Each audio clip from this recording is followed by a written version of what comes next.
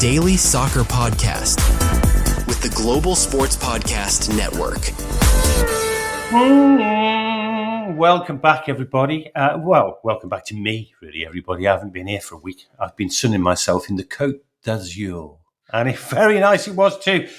But we're back. I'm back to autumnal England, and I'm back to join with my colleague, my friend, very close friend. Not like that, though, obviously. Mr. Nick Britton, how you doing? I wonder where you were going with that. Mate, I'm very well. I've been holding, as our listeners will be aware, I've been holding the hot seat, keeping it very warm for you over the last... You did a brilliant job. I listened to a few when I was out in the continent. I thought this lad could go a long way. Well, no, thank you very much. It's very kind of you. I wish he would go a long way. Hey, listen, we've not been short of things to talk about, have we? There's been loads going on in your house. In fact, you should go away more often. In fact, just go and live in the south of France, because every time you go somewhere, some big news story breaks. What have I missed something then? Well, only very exciting things to happen. Nuno, Postacoglu, continuing disaster, Man United. And let's talk about all those things. Okay, here we go then. So, by the way, though, I should say before we get into this, I did manage to catch a game, you call them, a game in Ligue 1, Nice versus Nantes. Interesting mid-table clash, but it was a good game. Are you sure it was interesting? I'm looking forward to hearing about it. I'm sure it was good. It was. Nice are decent. They scored a good goal through Jeremy Dogu. When I say a good goal, I'm talking goal of the season contender. Ran from the halfway line, past about 8 players, knocked it in with his left foot. Beautiful goal. Not were terrible. But I have to say, the Premier League is miles ahead of Ligue 1, if that is the average of Ligue 1. Is the Championship miles ahead of Ligue 1? No. Both of these teams, you would see top half of the maybe not Nantes. Nice top half of the Championship, Nice relegation Championship, I would say.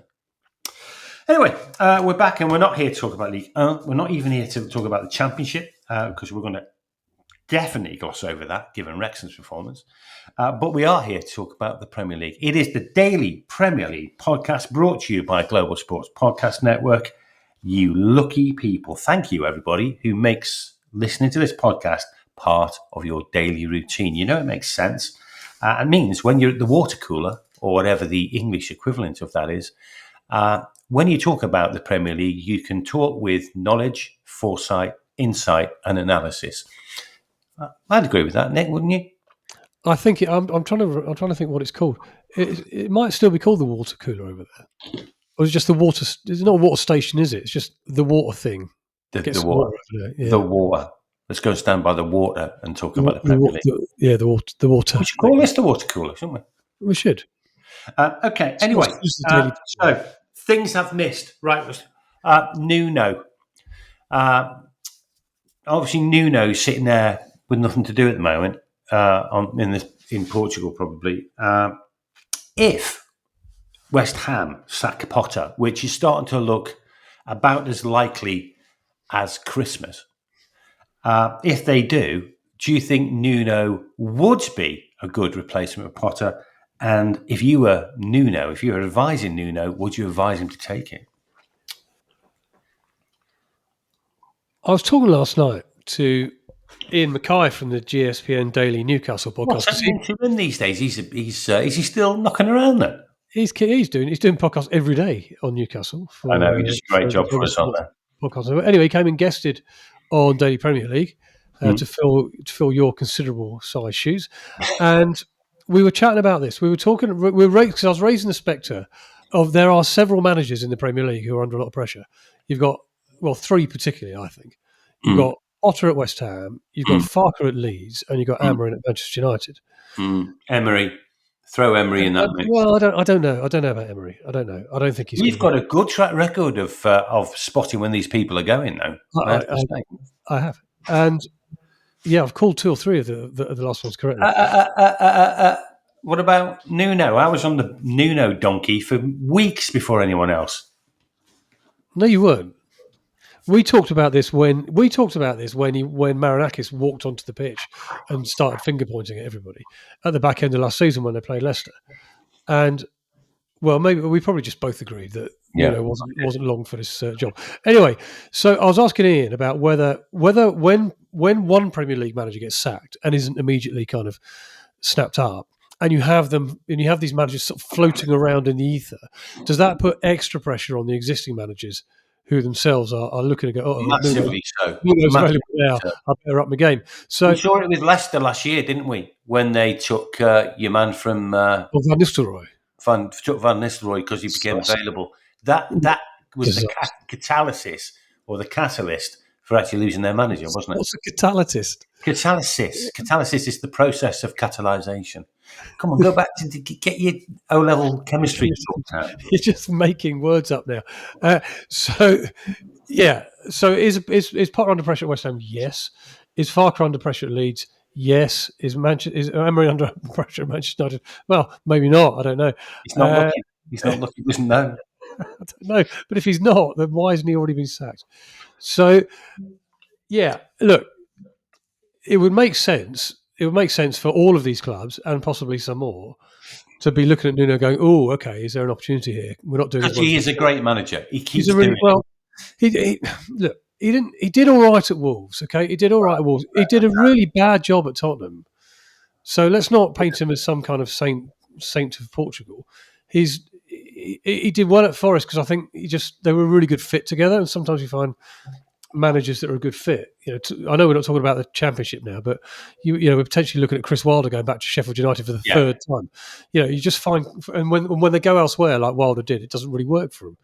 Yeah. So, and when clubs go elsewhere, it often doesn't work for them. You're right. Yeah, absolutely.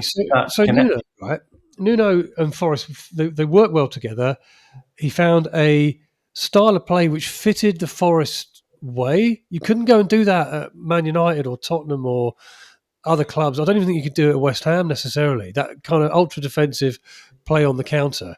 There are some fan bases who just wouldn't accept that. But Forest was so starved of anything remotely looking like success. They've been in the Championship for years and years and years, a bit of League One for a bit. They got promoted. They had a couple of years circling the plug hole of relegation. And therefore, it didn't really matter what anybody did as long as it worked. And it worked for them. And it worked brilliantly. They had a really, really good season last year, got themselves into Europe. And Nuno is to be hugely credited for that. But it's not a style that will work everywhere. Do you think it'll work at West Ham? Well, I wonder if West Ham are in a similar position to Forest, whereby you're going, well, we don't care what works as long as it works, because they're going to get relegated this year unless something happens. And the only two things that can happen is suddenly they get a lot better and whatever Potter's trying to do clicks into place, or they replace him. Now, if you look at their defeats to Tottenham on Saturday, they started off quite well. They're kind of in the game, but tellingly, and this to me is the most critical factor of what's going on at West Ham at the moment, is that in the space of 60 seconds when Souček got sent off and then Tottenham scored, a ludicrous goal, by the way, from a West Ham point of view. It's just a corner and Sarr stood there totally unmarked, 3 or 4 yards out, or not even that, about 2 yards out to head it into goal. What happened then? You're then, right, okay, what's the reaction? And the reaction was to down tools and give up. Yeah, they deflated. I mean, you really did see that, and that's on Potter. That is really on Potter because the manager can't do anything much when the team runs over the white line. But what it can do is kind of build a resilience and a team spirit and an ethos and an ability to run. And it just felt very, very deflated. Okay, so. The interesting thing, though, is, and I agree with you, by the way. I think they are going to be desperate if Potter goes, because I think if West Ham fall into the Championship, it's going to be very hard for them to come back. So they need a completely different. The personnel they've got at the moment is not suited to the Championship. Absolutely guaranteed. It's much more suited to the Premier League. It's not even suited to that, really.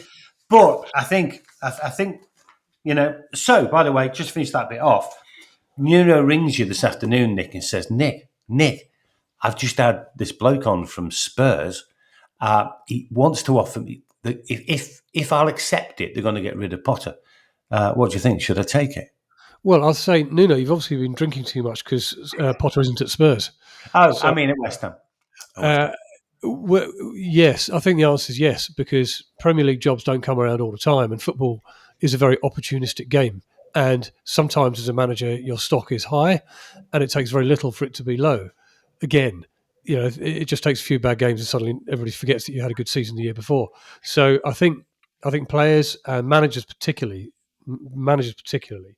I think you've got to take any opportunity that arises, because you never know when that opportunity is going to arise again. And if he gets offered West Ham, for example, if they sack Potter and he doesn't take it, well, he might not get offered another job in the Premier League for whenever. So I think managers at football clubs is becoming a very short term game. They last for a couple of years and they move on. Generally, it's very rare now to find managers lasting a long time. And certainly, the smaller clubs, if you like, and I include West Ham amongst them. So yeah, absolutely. I think if Nuno was to be offered it, he would take it. He would take Leeds. He would take Manchester. He would take anybody. He would take anywhere. Because why wouldn't you? Why wouldn't you in the Premier League? It's the biggest club in the world. I don't think anybody can afford to be. Sorry, the biggest league in the world. I don't think anybody, from a managerial point of view, could afford to be fussy.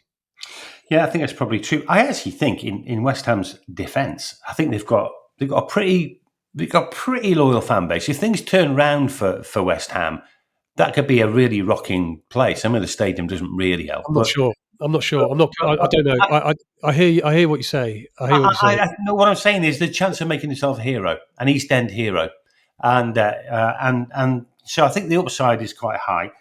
I also think West Ham board are relatively loyal, maybe over loyal. I think they stuck by the guy before Potter for too long. I think they're probably going to stick with Potter too long. So it's you're probably going to have a better relationship with them than you did with Marinakis. So they do have. I'm thinking about. I mean, look, they've got two really, really, really good frontline players in terms of Paquetá and Bowen. Yeah, who are two really good players. I mean, you have got some good players in that team. Yeah. So they shouldn't be. If you look at them player for player, they should not be in the bottom three. They just shouldn't be. So then you start looking, well, what's the coach doing? So, yeah, look, how long does this go on for if you're West Ham? You're absolutely right. They are a very loyal board. They don't like to go through their managers. They're not a hire and fire type of board at all. And I think they are to be praised for that. I think that's good. But if they're not out, if they're still in the relegation zone and what we're seeing is still what we're seeing come Christmas, I don't think they've got any choice. I really don't, because I think they're going I think it'll happen long before Christmas. Relegation in the face. I think it's long before Christmas. They've just got a very weak underbelly, and that's a dangerous thing to have in the Premier League. As we know in football, as Nuno Espiritu Santo knows, it pays to get your team selection right. And here at Global Sports Podcast Network, we spent a lot of time selecting our delivery partner, and we chose Zencastr because Zencastr makes it easy to bring your vision to life, to share it with your audience, wherever they may be. We've got 4K video recording, we've got easy AI editing, and top-tier distribution, and it's all in one place. So if you've got a story to tell it with Zencastr. Check the show notes for more details. That is a better rendition of the Zencastr advert than I gave on the Global Sports Podcast Network podcast, that is the Road to World Cup, when I didn't have my notes with me and I pretty much had to make it up. But it kind of worked. That was quite funny, though, because I had all my notes in front of me, so I could have done it. But it was just funny seeing you in a hotel in France try to remember what the adverts were. It kind of worked. Right. So interesting segue, because we've just been talking about Nuno at Forest, and now we're talking about Postacoglu at Forest. You know what? I like Postacoglu. I like his style. I like his brashness. I like his Aussiness. I like the kind of energy, dynamism he brings to everything. This is a very important kind of position now, and this job essentially, I think, is going to define his legacy within the Premier League. He had a horrible time at Spurs. I've got doubts. He won the Europa League at Spurs. How terrible is that? Well, no. This is the Premier League podcast, mate. It's not the Europa League podcast. If you're talking about his legacy, a terrible Premier League campaign last year. It was abysmal. Fourth bottom for Spurs. Yeah, but we're talking about and his legacy. And his legacy is he won the Europa League. No, I reckon he's going to be remembered for being fourth bottom longer than he's going to be remembered for being winner of the Europa League. I'm telling you. That's absolute rubbish. That's such nonsense. Okay. Anyway, he was dreadful. He gets booted out, and he turns up at Forest. I don't think Postacoglu's style will suit Forest and suit the Forest players. You're just talking about earlier that why Forest were successful is they were great on transition. They soaked pressure up. They turned it around quick. They got the attacking players to open up the defences. They got midfielders who can do it as well. And it was a bit Leicester-esque when they won the Premier League. That's what Forest did. That's not Postacoglu's style. Postacoglu's style is gung ho. And they concede. Postacoglu teams concede. What do you reckon? Do you reckon he's going to work out at Forest? And and as a Derby supporter, try and keep your judgment as clear and as balanced as you possibly can. We've been talking a lot about Forest over the last week. Well, you haven't because you've been on holiday, but I and my fellow co-hosts and guests have been talking a lot about Forest over the last week, and I've been entirely neutral. In fact, I've been highly complimentary about them. So, don't start with that. Thank you very much. Now, it's an interesting job. It's a very unusual job. It is a very, very unusual job. It's very rare that a manager walks into a football club when the previous manager is sacked because they're doing so well. Pretty much. Normally, you've got something to work with because the only way is up. Because the reason the club has got a manager, we were talking about West Ham and Leeds and teams like that at the bottom of the league, they're not doing well enough. So a new manager comes in to improve them. That's not the case with Postacoglu, in as much as Nuno was doing a great job. I know it's been an average start to the season, nothing disastrous, nothing great. But he's taking on a team that in the last year has had success, and he's taking on a team that where taking on supporters that are very much on the uppers. They're very enthusiastic. They're full of the joys of football at the moment with a Premier League season and a Europa League campaign to fight. So he's got a lot to win over and a lot to do very, very quickly. And this is the problem. This is the big problem he's got to face. Is that he's got to do better than Nuno. And to finish better than Nuno, he's got to finish like fourth. He's got to finish in the Champions League places. And they're not going to do that for us this season, I don't think. Definitely not. Because of I think they probably got a bit lucky last season. I think they overperformed. I think individually, certain players overperformed. They I think took a lot of teams by surprise in the first half of the season with their style of play, and they won games by that. I think it was quite telling that once teams worked them out towards the latter end of the season, their form dropped off. So it's not as if Postacoglu can go, well, we're 20th, so whatever I do is going to work, because even if I finish 19th, it's an improvement. It isn't. He's actually taking on a very successful side from last year. So he's got a bit of a problem there. He's also got to win over the fan base. Now, I don't think that's too much of an issue, because let's face it, when Steve Cooper got sacked at Forest, and Nuno got appointed, there was absolute uproar. And there were shirts burnt, effigies burnt, season tickets being chucked in. What's Marinakis doing? Oh, actually, it turns out he knew exactly what he was doing. And suddenly, when Nuno started doing well, it was like, what? Steve Coo, what? Who? No, never. Who was he? So football fans are incredibly fickle. All football. I learned one of my great beliefs in football is that football fans just don't care. They don't care anything about anything other than winning on the pitch. They want to see a successful team. They're not really interested in what's going on in the boardroom. They're not really interested in who the manager is, as long as he can produce a winning team and bring some success. That's all football fans really care about. So that's got to be on Ange to do. Now, what he might well do is bring a much more entertaining brand of football than Nuno did, because although he's successful, Forest weren't a great team to watch. But if that is at a cost of points of games and they finish kind of mid-table, 12th, 13th, 14th, will that be acceptable? Will Forest fans go? I think that would be acceptable. I do think the Postacoglu appointment is a high-risk appointment. Probably high. When I say high reward appointment, I don't think, as you say, they can't do too much better than they did last year. So there's no real upside. There's only a big chunk of downside. Well, no, there is an upside. No, there is an upside. There is an upside here, I think, whereby, look, they're not going to win the Premier League. They're not going to qualify in the top four. they're not going to win. They might win the Europa League, because the Europa League is not great. But Done it before.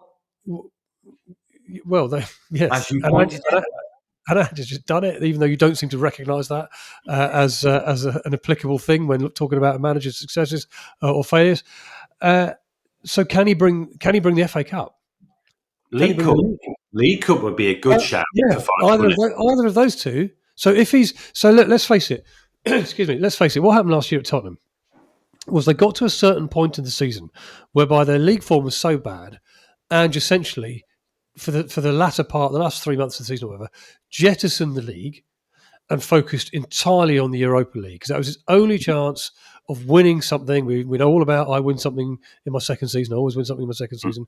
We know all about that. So he admits this. He admits that he just abandoned the league pretty much to focus on the Europa League, and it worked. It paid dividends because he won it, and he should be given massive credit for that. Massive credit.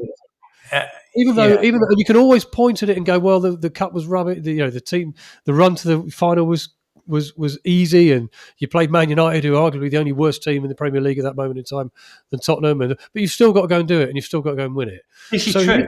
He's capable of winning cups. We know he's capable of winning cups. He's won cups wherever he's gone. Yeah.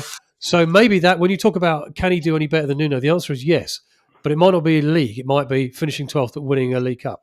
Now, if you finish 12th at winning the League Cup, is that better than finishing in the sort of Europa League, Conference League places? Maybe, maybe not, because you've also then got to take into, well, what is better? In supporters' eyes, it might be better, but in Marinakis' eyes, it might not be, because you're not bringing in the revenue. Yeah, it's an interesting one. I mean, we do know Postacoglu won the Europa League. He still got sacked a couple of weeks later. The league matters. My worry about Postacoglu at Forest is that Postacoglu couldn't go down with Spurs last year. He just couldn't go down. The three teams below him were so woeful that there was never any danger. He could ignore the league, as you say, and focus on the cup. He won't be able to do that with Forest. No. I totally disagree. Forest are better, player for player as a team. Forest are better than at least 6 or 7 teams in this league this year, easily. It's certainly better than the bottom 3. Are you telling me Forest aren't as good as Burnley? Wolves, we're about to find out, aren't we? We're about to find out. They've got Burnley away, haven't they, next match? Leeds. Who else is there? Whoever else is down at the bottom. Too early. It's too small a sample size at the moment. They've got Burnley away next match. To go and lose that 2-0 when Ange's been pushing everyone forward and they've left it all leaky at the back, and they go and concede 2 at the end of the second half. We'll see. I think it's going to be a very interesting thing to watch at Forest and Postacoglu. I don't think it's a very good match, and I'm going to be very interested to see how it works out. I suspect it won't work out that well. Anyway, before we move on, there's a missing piece in that jigsaw of argument there. And the missing piece of the jigsaw in that argument is that you're assuming he hasn't learned anything from his 2 years at Tottenham. He hasn't learned anything from next season. He hasn't learned that intransigence doesn't work. And we're seeing it with Amorim at Manchester United. Intransigence doesn't work. Sticking to your guns no matter what, because it's your principle and your way of playing football, doesn't work in the Premier League. I'm assuming they've got the same Postacoglu as that was at Spurs. Yeah. So they might actually have a Postacoglu that's more flexible, adaptable, and actually has learned from his time at Spurs and will adapt a bit more to the different ways of playing, the way Forest play, the players they've got up, and what's the best formation and way of playing for the players they've got there at the moment. You're assuming none of that's going to happen. So I think we have to take that into account. I think we have to take that into account. Time will tell, and it'll be a very interesting watch. Now, Global Sports Podcast Network is partnered with Bionique, the world's most personalised supplements, because your body's unique. And because without knowing what deficiencies you have, taking off-the-shelf supplements probably mean you're not getting enough of the nutrients you do need, and maybe too much of the ones you don't. Bionique provide 100% tailor-made supplements designed to deliver precisely what your body needs at exactly the right level. So click the link in the show notes, use the code GSPN2025 for your 40% discount off your first order.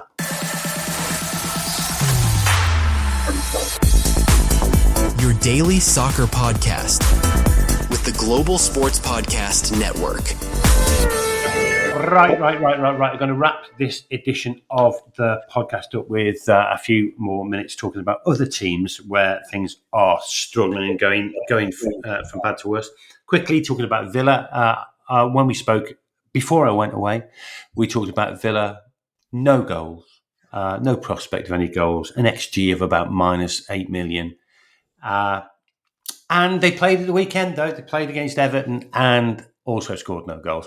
So now, by the way, I should say, just as a matter of interest, not many teams score no goals after 4 games. In fact, the only team in the top 11 tiers of the UK football, or certainly English football pyramid, there are 2 teams who have scored no goals, Aston Villa and Acle United, based in Norfolk, who probably play in front of, 4 men and a dog and a pigeon. So will Villa soon if they carry this on. So last year, by the way, the XG, I know you're not a massive fan of XG, but it's an indicator. XG of last year was 7. It's currently 3. Is this all going horribly wrong for Emery, which we think it is? Well, you think it is. I'm not wholly convinced. I'm not suggesting they're going to be up fighting for Europe as they did last year, but I don't think it might not be as bad as you are suggesting. It's just a slow start, I think, as much as anything else. I saw Harvey Elliott came on late in the day against against Everton on Saturday. I think he's going to be an important player in the middle of the park to get them forward. Sooner or later, Morgan Rogers is going to kick in and find form, as is Ollie Watkins. I think having Martinez back in goal is massive for them. Absolutely massive, and he pulled off a couple of great saves, by the way. Otherwise Everton would have won that game. I know. So that's going to help. I think Villa just need to settle down. They are short, I think, in a couple of key areas. The 3 signings they made, particularly Jadon Sancho and Elliott, I think will help them if they can get them playing. Sancho. I know you hate the word. I saw your face. I don't think Sancho's the player for what Villa Well, are up against. we don't know. We don't know, do we? I mean, he's definitely not the player for a team like Chelsea who are pushing to win honours. But in a much smaller, weaker pond, can he be a player that stands out and helps at a lower level of football down the bottom end of the Premier League? You don't think he is? That's fine. We'll see. And look, I'm not saying he is. I'm just saying these are the straws upon which Unai Emery has to clutch at the moment, as he's sort of sinking, and he is sinking a little bit. So I just can't work out, and I can't quite square in my head where a team can finish at the top end of the Premier League one season and just be with broadly the same squad, minus Jacob Ramsey. All right, they didn't bring back Asensio and Rashford, but they were only loan players towards the end of the season. How they can then go from that to being relegation candidates and be dreadful? I just don't see it. I don't see it. So there's something going on there, but I don't think it's going to be. I think Villa will pick up. Just to pick that point up, though, when you say you don't see it, do you think, well, actually, all we've seen at the moment is a very small number of games. You can't really base anything on what we've seen so far. Actually, there'll be a return to the mean, as I think that's it. And say, actually, if you look at this in 15 games, they would have won 5, they would have lost 5, they would have drawn 5, and everything will be kind of okay again. Or are you actually saying there is a problem, I just don't know what it is? Well, I suspect it'll be the former. It'll be the fact that this is just a slow start to the season and they'll get better. But if after your 15 games hypotheses, they're still not showing form and they're still not winning games, then I think we'll move very quickly to the latter and suggest that there's definitely a problem. I mean, they are hamstrung. They are hamstrung by PSR without a shadow of a doubt. They've not been able to go out and spend what they needed to spend, I think, to kick on. But nobody expected them to get off to this poor start. Nobody at the start of the season was going, I can't fancy Villa to do badly this season, were they? Nobody. So that would suggest that it's just been a slow start and things will improve. Well, Sunderland away next match. That isn't a great. That's not a place. That's not a get right game, is it? No, far from it. And I would expect Sunderland to win that game the way they're playing. But you see, but then this is the Premier League, it's the sort of thing where Villa can go and get a 0-0 away at Sunderland would be sign of progress. A 0-0 away at Everton's a good result, I know we're all I would focusing say on the score, having a but better it's a team. good result. Yeah, it's a good result. Going to Sunderland and getting something out of that will be a good result, the way Sunderland have started the season. You can only go so far though, with 0-0 being a good result though. You And can. Yeah. and 0-0 might well be the result against Sunderland, but I think that they could be bottom of the league by then. There's every chance. Yeah. And that has a horrible psychological effect, doesn't it? I mean, Wolves don't look like winning if you play for the next 25 years, but I mean, it could happen as we know in the Premier League. Right, moving on. This is it, and I would expect. I think Villa are just a better team than Wolves. I think they're a better team than West Ham. I think they're a better team than Burnley. I think they're a better team than Leeds. They're just not showing it at the moment. No, I would agree with that. Player for player. Problem is, always as one of these teams. Well, let's say always. Sometimes there's one of these teams that you least expect to get dragged into stuff gets dragged into it. And at the moment, Villa are making a pretty good job of that. So West Ham, to be honest. Right. Finally, talking about teams who are making a good job of not really firing all cylinders. Man United. I'm sure you've been talking about Amorim a lot in the course of the last week, but it's always worth reviewing it. Saw the game against City, which highlighted a problem, I think, for me, for Man United, in the sense of when City obviously had a lot of the ball. United, I just don't think they're that great without the ball. I just don't think they're great in terms of in shape, and I think City found it too easy to break through them. Let me just start with what's going on at the top end of the pitch here. So, Manchester United have more shots than any other Premier League team this season. They've had 10 more shots than Liverpool. They've had 70 shots. Liverpool have had 60, and then it goes down from there. They've had more touches in the opposition box than any other team in the Premier League this season, with 128. They're doing something right. But they're also doing a far more wrong. So two things to that. One is, it's quite obvious that the strike force needs to be doing a lot better. They've got the three big names that they brought in over the summer: Cunha, Šeško, and Mbeumo. Now, Mbeumo played really well against Man City. What a save, by the way. I thought he was excellent. I really did. Donnaruma's save from Mbeumo, Yeah. I thought It was a great save. Absolutely spectacular. It was a great save. And we'll be talking about Donnarumma and goalkeepers and all of that. In fact, we talked about it last night, actually. I don't know if you caught up with it whilst you're on your plane home. But they're not firing. They're not gelling. Benjamin Šeško looks absolutely lost. He just looks a bit lost. He doesn't quite know what he's meant to be doing. And Cunha's now injured. But there is hope. There is hope if they can get those three to gel, they'll start scoring quite a lot of goals. The problem Man United have got is that they've got three defenders who, I mean, De Ligt is a very good defender, but I don't think Maguire is suited to playing in the three at all. You've got Bruno Fernandes, who's been forced to go into retreat and play as a defensive midfielder when he's a number 10. And he can't defend. So the Manchester United defence is just completely exposed all the time. And we saw against Manchester City, they actually looked most at risk when they had the ball in the Man City penalty area. Because every time Man City hit them on a break, they just look absolutely all at sea. They're not getting... I mean, Ugarte, again, the back three is not getting any support from those two defensive midfielders. No protection. Ugarte and Fernandes. The two wide guys in that four-man midfield are just sort of running up and not really running back. So they're not offering any help, particularly defensively.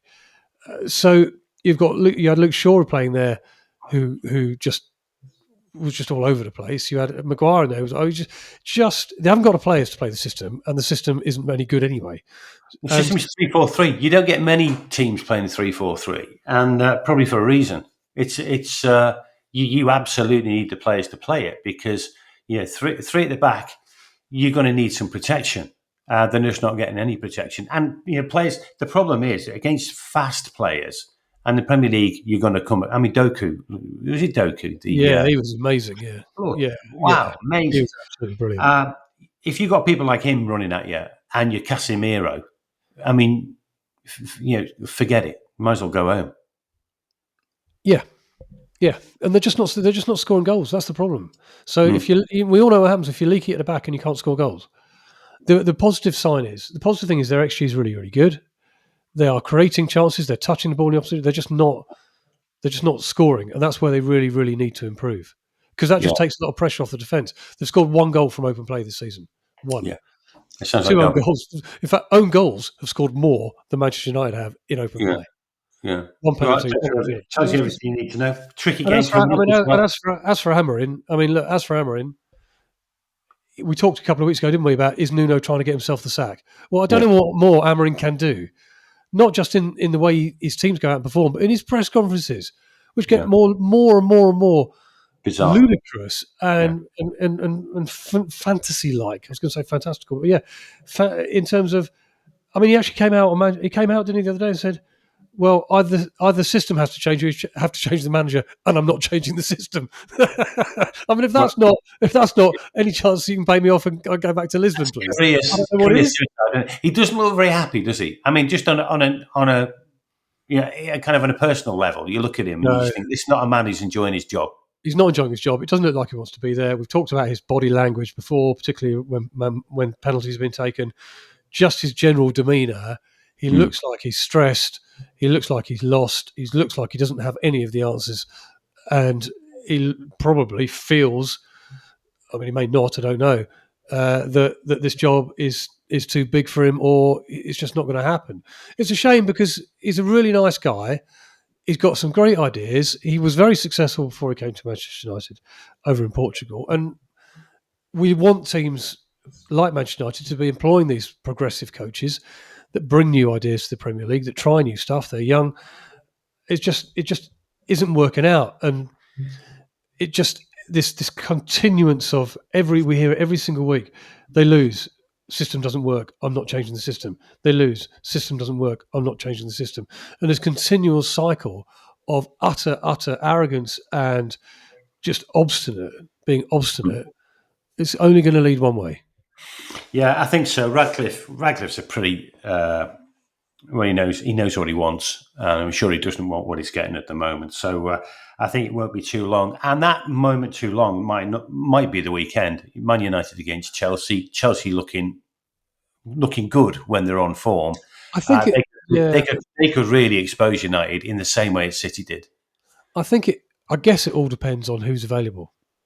Because you're not going to go down a road that maybe West Ham or Leeds are going to go down, where you're going to employ a Nuno. I mean, I can't see Man United employing a Nuno. They're not going to employ Jose Mourinho, are they? His name's swilling around forever.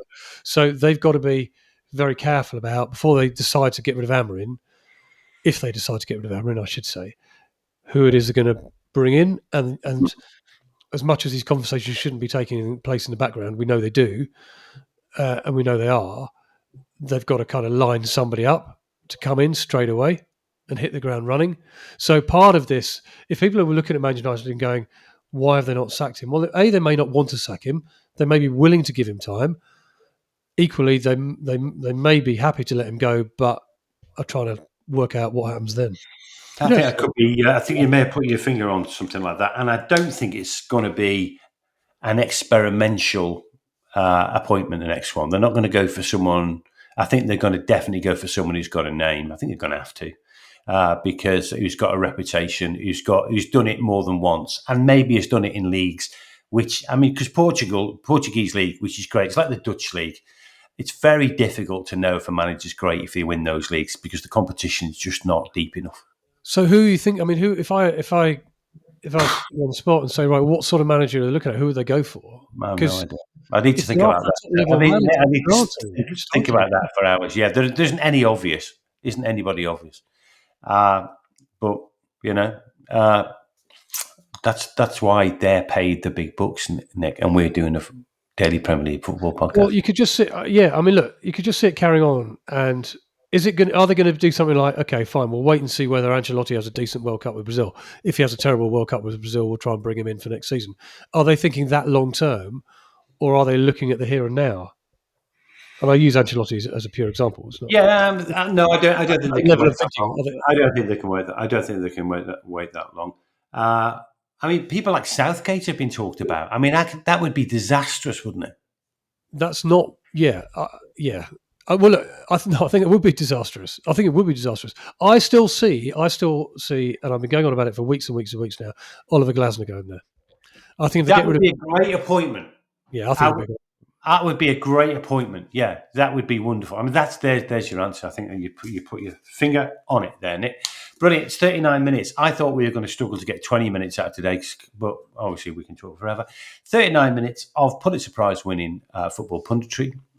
from Nick Britton, from Ken Davis, from the Daily Premier League podcast, all part of the Global Sports Podcast Network. Thank you for that. If you want to get in contact with us, send us an email. The email is dailypremierleaguepodcast@gmail.com, I think. I tried to do that yesterday. I couldn't remember what it was. dailypremierleaguepodcast@gmail.com. You'll find us. You can find us on social media. Find us on YouTube. Find us on Spotify. Drop us a line.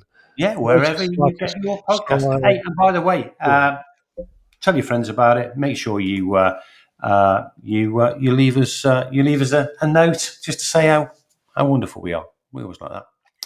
Brilliant. Thanks everyone for listening. I'll be back again tomorrow, probably the day after. I'm not going to be in on Friday. I'm having an operation. Are you? What are you getting done, Ken? I'm having the penile reduction operation again. First one didn't work. Well, it did, but not enough. I couldn't find it. I can't get the trousers to fit anymore. Anyway, on that... You're doing so well. You were doing so well. You only got to 40 minutes, and then you had to go and do that. You just I'm so sorry. Anyway, I've got it out of my system now. I'll see you all tomorrow. We'll see you all tomorrow, and we'll be talking about some other stuff that would be of interest in the Premier League. See you tomorrow, everyone. Bye-bye.